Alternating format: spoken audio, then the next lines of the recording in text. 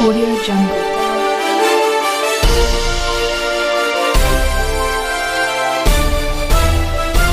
Audio Jungle. Audio Jungle. दोस्तों, अगर आप मध्य प्रदेश के हैं तो अभी इस चैनल को सब्सक्राइब कीजिए, क्योंकि इस चैनल पर आपको मध्य प्रदेश की ताजा और बड़ी खबरें रोजाना देखने को मिलेगी। धमाके की तरह आवाज से सहमे ग्वालियर के लोग, घरों में महसूस हुआ कंपन, जाने क्या निकला मामला।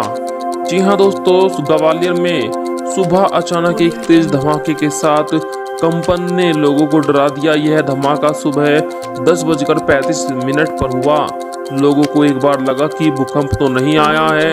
डर की वजह से कुछ लोग तो अपने घरों के बाहर आकर पार्क में खड़े हो गए।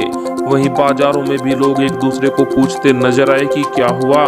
कुछ ही देर में सोशल मीडिया पर धमाके की आवाज और कंपन चर्चा का विषय बन गया। बता दें, पता चला कि एयरफोर्स के एयरबेस से लड़ाकू विमान अभ्यास के लिए उड़े थे। जब फाइटर प्लेन सामान्य गति से सुपरसोनिक स्पीड में आते हैं तो इस तरह का धमाका और कंपन होती है। भोपाल, सागर, बैतूल, इटारसी में तेज हवा, गरज चमक के साथ बरसा पानी। 72 घंटों में दस्तक दे सकता है मानसून। मध्य प्रदेश में मंडला बैतूल के रास्ते मानसून ने दस्तक दी है। इससे पहले ही मानसून ने अपना असर दिखाना शुरू कर दिया। पिछले एक हफ्ते से भोपाल समेत मध्य प्रदेश के अलग अलग हिस्सों में लगातार बारिश हो रही है।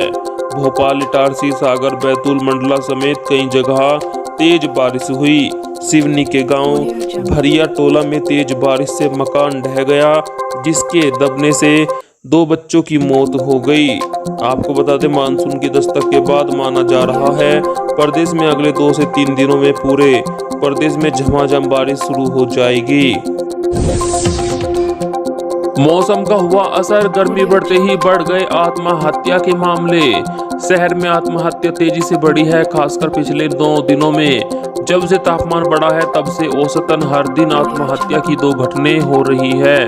जानकार कहते हैं कि तापमान बढ़ना सीजनल इफेक्टिव डिसऑर्डर की स्थिति बनाता है। इससे लोगों के मस्तिष्क में पाए जाने वाले न्यूरोट्रांसमीटर में परिवर्तन होते हैं।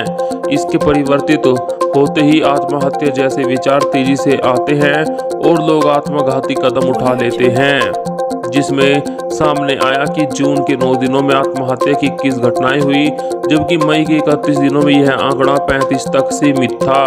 यानी लगभग 2 गुनी घटनाएं आत्महत्या की हुई है जैसे ही गर्मी बढ़ी है। बीजेपी को सबसे ज्यादा मिला चंदा, वहीं कांग्रेस रही दूसरे नंबर पर। देश की सबसे बड़ी राजनीतिक पार्टी बीजेपी ने चंदे के मामले में सभी दलों को पीछे छोड़ दिया है। इलेक्शन कमीशन में जमा रिपोर्ट के अनुसार बीजेपी ने पिछले साल डोनेशन से 750 करोड़ रुपए जुटाए, जबकि कांग्रेस ने चंदे से महज 139 करोड़ रुपए जुटाए हैं। इसी तरह एनसीपी को 59 करोड़, टीएमसी को 8 करोड़, सीपीएम को 19.5 करोड़ और सीपीआई को लगभग 2 करोड़ रुपए का डोनेशन मिला। इस बार शिक्षण संस्थानों ने भी करोड़ों रुपए दिए हैं। पंचमढ़ी की वादियों में मुख्यमंत्री शिवराज पत्नी साधना सिंह के बर्थडे पर हिल स्टेशन पहुंचे। जी हां, मुख्यमंत्री शिवराज सिंह चौहान परिवार के साथ पंचमढ़ी हिल स्टेशन में हैं। उनकी पत्नी साधना सिंह का 10 तारीख को जन्मदिन था। उनका जन्मदिन मनाने के लिए मुख्यमंत्री के बेटे कार्तिक के भी साथ में हैं। पंचमढ़ी में मुख्यमंत्री ने आम के पेड़ के साथ पोस्ट सोशल मीडिया पर डाले। उन्होंने कहा, मेहनत का फल शायद इसे कहते हैं। मेरे द्वारा 16 अगस्त 2016 को लगाए गए आम के पौधे में अब फल आ गए हैं। आप भी पौधा लगाएंगे, उसकी देखभाल करेंगे और जब यह पेड़ बड़ा होकर फल देगा तो मैं विश्वास के साथ कह सकता हूं कि उससे आपको बहुत खुशी होगी। बाबा रामदेव को लगा एक और बड़ा झटका, पतंजलि के सरसों के तेल के सभी सैंपल हुए फेल। जी हां, कोरोना इलाज को लेकर एलोपैथी पर पिछले दिनों विवादित बयान देने के बाद देश भर में जबरदस्त विरोध झेल रहे बाबा रामदेव को एक और झटका लगा है। पिछले महीने रामदेव की कंपनी पतंजलि के सरसों के तेल में मिलावट के बाद सीज की गई ऑयल मिल के सभी सैंपल जांच में फेल हो गए हैं।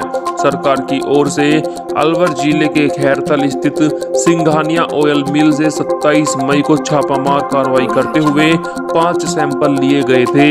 यह कार्रवाई मिल में पतंजलि के लिए तैयार हो रहे तेल में मिलावट की शिकायत पर की गई थी। अब 14 दिन बाद जांच रिपोर्ट में सभी 5 सैंपल फेल हो गए हैं, यानी कि वाकई पतंजलि के जो सरसों का तेल है उसमें मिलावट पाई गई है। तो दोस्तों आप हमें कमेंट में बताएं, बाबा रामदेव एक तरफ तो स्वदेशी करते हैं, शुद्ध बताते हैं अपनी चीजों को, और दूसरी तरफ वो भी लोगों को जहर पिला रहे हैं, मिलावट भरा तेल बेच रहे हैं। आपका क्या कहना है कमेंट में लिखें। केंद्रीय कर्मचारियों के लिए सरकार ने लिया अहम फैसला। जी हां, कोरोना संकट के बीच केंद्र सरकार ने केंद्रीय कर्मचारियों के लिए अहम फैसला लिया है। सरकार ने तय किया कि वे कर्मचारी जिनके पेरेंट्स को कोरोना होता है तो उन्हें 15 दिन की स्पेशल कैजुअल लीव यानी छुट्टी दी जाएगी। इसके साथ ही परिवार के ऐसे सदस्य जो कि कर्मचारी पर निर्भर है, अगर उन्हें कोरोना होता है तो भी कर्मचारी को 15 दिन की छुट्टी दी जाएगी। इस दौरान उसके पैसे भी नहीं काटे जाएंगे। कोरोना सरकार का षड्यंत्र, नरसिंहानंद के विवादित बोले बढ़ते मुस्लिम लाएंगे महाविनाश, 5 से 6 बच्चे पैदा करे हिंदू। जी हां दोस्तों, डासना मंदिर के महंत नरसिंहानंद ने फिर विवादित बयान दिया है। उन्होंने कोरोना महामारी को लेकर कहा कि यह सरकार का षड्यंत्र है। महंत ने दावा किया कि मास्क लगाकर आपको बीमार बनाया गया है। ना मैं मास्क लगाता हूं और ना कोरोना को मानता हूं। इतना ही नहीं, उन्होंने यह भी कहा कि भारत में मुस्लिमों की बढ़ती जनसंख्या हिंदुओं के विनाश का कारण बन सकती है। उन्होंने कहा कि हिंदुओं को कम से कम 5-6 बच्चे पैदा करने चाहिए, तभी वह मुस्लिमों से मुकाबला कर पाएंगे। आपको बता दें, उनके विवादित बयान की वजह से वह चर्चा में आ गए। स्वास्थ्य मंत्रालय ने कहा 5 साल से कम उम्र के बच्चों के लिए मास्क जरूरी नहीं है। केंद्रीय स्वास्थ्य मंत्रालय के स्वास्थ्य सेवा महानिदेशालय ने मास्क को लेकर दिशा निर्देश जारी किए। इसके मुताबिक 5 साल से कम उम्र के बच्चों को मास्क अनिवार्य नहीं। 6 से 11 साल के बच्चे पेरेंट्स और डॉक्टर की निगरानी में मास्क पहन सकते हैं। इसके अलावा एसिम्प्टोमेटिक और मिल्ड कैटेगरी के कोविड संक्रमित बच्चों में किसी भी जांच की जरूरत नहीं।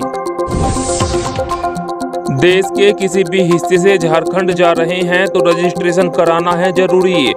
देश के किसी भी हिस्से से हवाई, रेल या सड़क मार्ग से अगर आप झारखंड राज्य में जाना चाहते हैं तो आपको रजिस्ट्रेशन कराना जरूरी है।